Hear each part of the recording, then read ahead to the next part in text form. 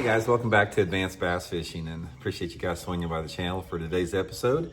Got some more football head jig tips today, guys, we're going to be talking about. And in today's video, I want to talk about specifically how to work a football head jig. Every single jig that you fish, I don't care if it's a football head jig, a wobble head jig, a flipping jig, a casting jig, a finesse jig, they all need to be worked differently as far as the action you impart on it. So we're going to talk about one of my favorite techniques about how to work a football jig in today's episode here. And also, guys, we're going to be talking about my new Blaukat Throwback football head jig from Cumberland Pro Lures. We just came out with this last week. I'm going to have them linked in my Tackle Warehouse link in the description of this video, guys. Hand-tied living rubber skirt on my football head jigs. Nice football head design. It's got the perfect weed guard and hook. Straight eye tie to come through the rocks really good. So you can get these through my link in the video description. I think you guys will really like them. And also, guys, one quick reminder I want to let you guys know about. You've been hearing me talking about it.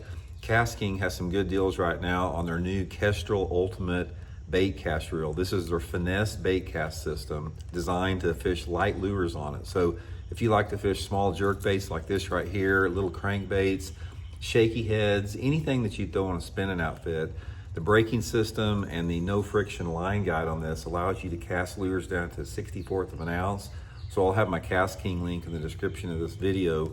And if you use the promo code Randy10, you get an additional discount on the reel. So appreciate all that there. Okay, guys, let's talk a little bit about how to work a football head jig. Now, if you're not familiar with it, most people are, a football head jig is designed to stay on the bottom at all times. It's designed to drag across the bottom like that. And that's the reason for the head design like this. This head design is purposely made to come up over rocks and boulders and that type of stuff without getting hung up. So it's designed to be in constant contact with the bottom. So I had a chance to learn from the best on this football head jig. I've talked about this, I think, in one of my other videos, but a lot of you guys may or may not know, or he passed away a few years ago, actually. It was a co-angler named Frank Divis. And Frank practiced with me in tournaments for the FLW circuit for several years. And Frank, all he threw was a football head jig. That's all he threw. It didn't matter where we were at. I don't care if it was Florida, Missouri, North Carolina, New York, he would throw a football head jig. And what he would do, he'd throw it out the back of the boat and just drag it behind the boat.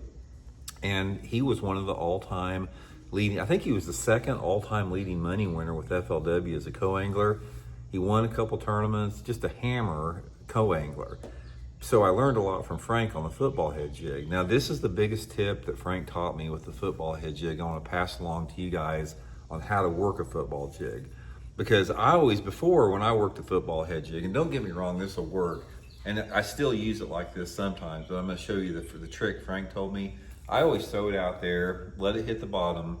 I'll have my rod tip parallel to the water, and I just drag it like that, take up the slack, and drag it like that, take up the slack. Now that works, and that's part of Frank's system. But here is one of the things that allows you to trigger a strike from bass that's actually following that football head jig. It's not aggressive, and this is what Frank did.